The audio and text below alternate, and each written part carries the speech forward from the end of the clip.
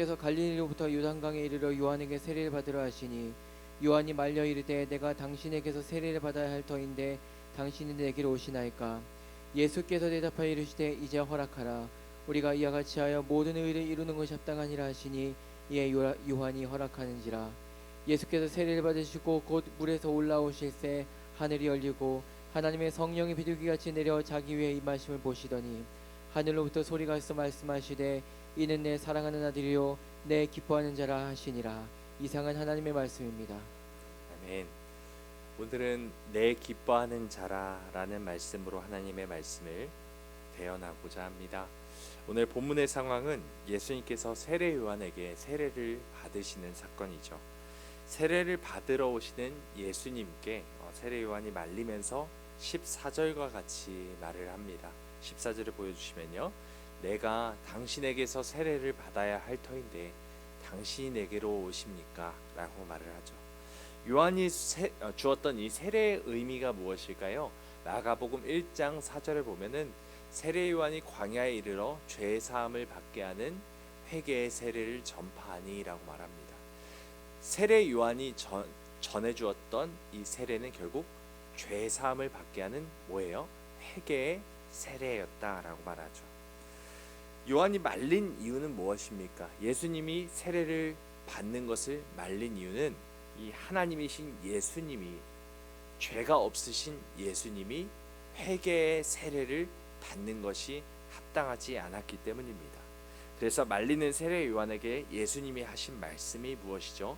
바로 그 다음 절인 15절은 이렇게 말씀합니다. 15절입니다. 예수께서 대답하여 이르시되 이제 허락하라. 우리가 이와 같이 하여 모든 의를 이루는 것이 합당하니라 하시니 이에 요한이 허락하는지라. 아멘. 이제 허락하라. 이와 같이 하여 모든 뭐를 이룬다고 말합니까? 의를 이루는 것이 합당하다라고 말합니다. 이것이 무슨 의미일까요? 의를 이룬다. 무슨 의를 이룬다는 말일까요? 이와 같이 한다라는 뜻은 예수님께서 세례 요한에게 세례를 받으시는 것을 말하죠. 이 죄인들이 받는 세례를 받는 것을 함으로써 의를 이룬다라고 말하는데, 죄가 없으신 예수님께서 죄인이 되시는 것을 뜻하는 것입니다. 고린도후서 5장 21절은 이렇게 말씀합니다. 하나님이 죄를 알지도 못하신 이를 우리를 대신하여 죄로 삼으신 것은 우리로 하여금 그 안에서 하나님의 의가 되게 하려 하심이라 라고 분명히 말씀하고 있습니다. 죄를 알지도 못하신 이 예수 그리스도를 하나님께서 죄로 삼으신 것이죠. 누구를 대신하여? 우리를 대신하여, 나를 대신하여서 죄로 삼으셨다고 말을 합니다. 이것이 누구의 의가 되는 거예요? 하나님의 의가 되게 하려 하심이라 라고 분명히 말을 하고 있습니다. 예수님께서 의를 이룬다라고 말하는 것은 결국 하나님의 의를 이루는 것이고, 죄 없으신 예수 그리스도께서 죄가 되셔서 결국 십자가에 달려 죽으시는 것을 의미하는 것이죠. 결국 요한은 예수님께 세례를 주는 것을 허락합니다. 예수님께 세례를 주었죠. 그리고 예수님이 세례를 받고 물에서 올라오실 때 아주 놀라운 일이 일어났습니다. 16절 말씀 우리 함께 읽어볼까요? 16절입니다. 시작. 예수께서 세례를 받으시고 곧 물에서 올라오실새 하늘이 열리고 하나님의 성령이 비둘기같이 내려 자기 위에 임하심을 보시더니. 아멘. 앞을 보시면요, 세 가지 사건이 일어납니다. 첫 번째는 세례를 받으셨을 때 어떤 일이 일어나요? 하늘이 열리는 일입니다. 그리고 두 번째는 뭘까요? 네, 하나님의 성령이 비둘기같이 내려서 예수 그리스도 위에 임하셨습니다. 그리고 이 바로 다음 절인 17절을 보시면은 하늘로부터 소리가 나서 말씀하시는 그 장면까지 세 가지 사건이 일어나는 것이죠. 성부 하나님, 성자 예수 그리스도, 그리고 성령 하나님, 이 삼위일체 하나님께서 한 사건에, 한 장소에 이렇게 동시에 나타나시는 것은 전무후무한 사건입니다. 이 사건 외에 없습니다. 그만큼 이 일이 아주 중요한 일이라는 것을 강조하고 있는 것이죠. 먼저 하늘이 열렸다라는 표현부터 볼까요? 열리다라는 것은 이 헬라어로 아노이고라고 말합니다. 이 아노이고라는 것을 헬라어 사전을 제가 한번 찾아봤어요. 보니까 그냥 조금 열려 있던 것을 활짝 열다 이런 뜻이 아닙니다. 잠겨 있던 것, 봉인되어 있던 것을 열다라고 할 때 이 아노이고라는 말을 씁니다. 이 하늘이 열렸다는 것은 어떤 하늘이 열린 것입니까? 닫혀져 있고 또 잠겨져 있고 봉인되어져 있던 하늘이 열려졌다는 것입니다. 언제요? 예수님께서 세례를 받고 물에서 올라오실 때요.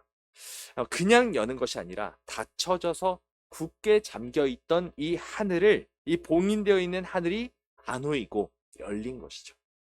언제 그랬습니까? 아까 말씀드렸던 것처럼 죄를 알지도 못하신 예수 그리스도께서 죄가 되셨고 그 죄가 되시고 세례를 받으셨을 때 바로 이런 일이 일어난 것입니다.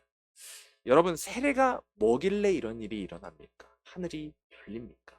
이 닫혀진 하늘, 잠겨진 하늘이 활짝 열렸는데 왜 세례를 받으셨을 때 이런 일이 일어났을까요? 그냥 물에 들어갔다가 나오신 것 아닌가요?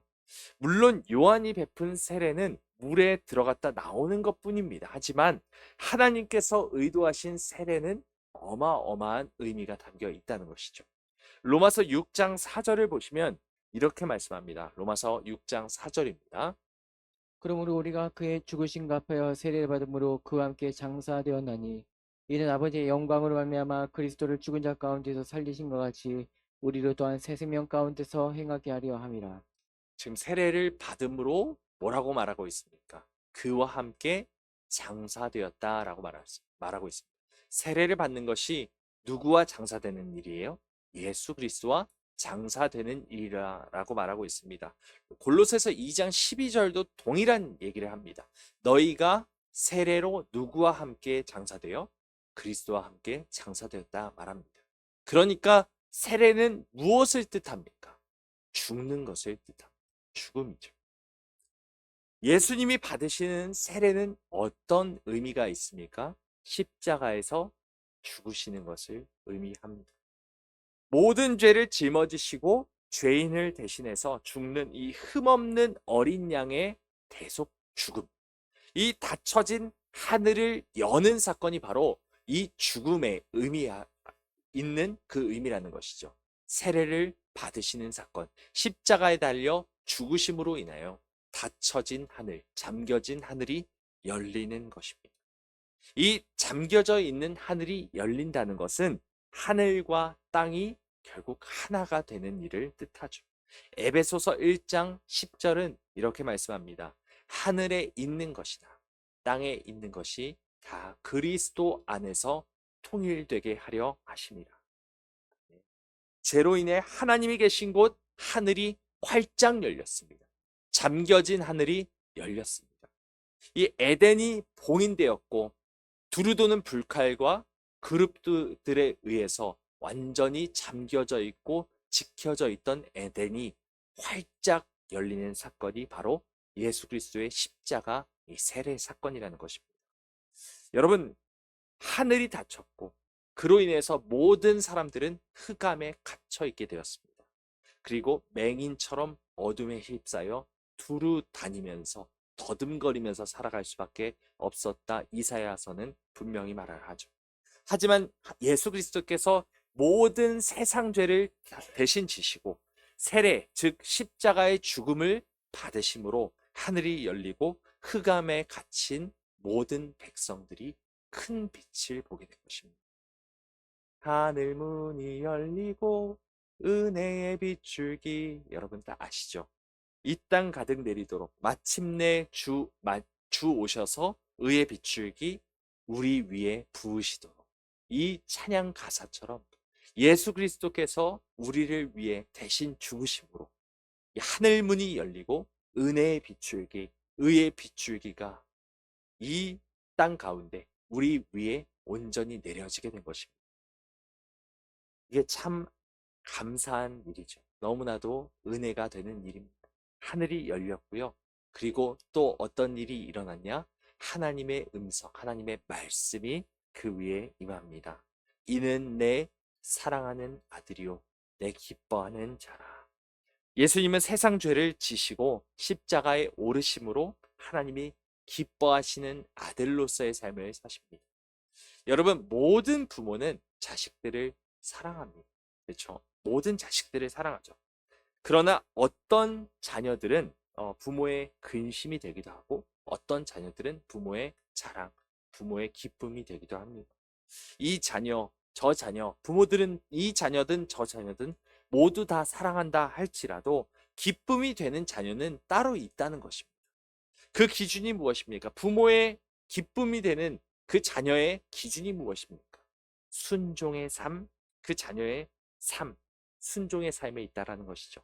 이 자리에 있는 우리 모두도 마찬가지입니다. 우리는 다 하나님이 보시기에 사랑스러운 자녀, 하나님이 사랑하시는 자녀에 틀림이 없습니다.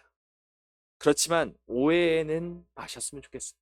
하나님이 사랑하신다는 것은 하나님이 나를 기뻐하신다는 것과는 조금 차이가 있습니다. 우리는 하나님을 근심시키는 자녀가 될 수도 있고요.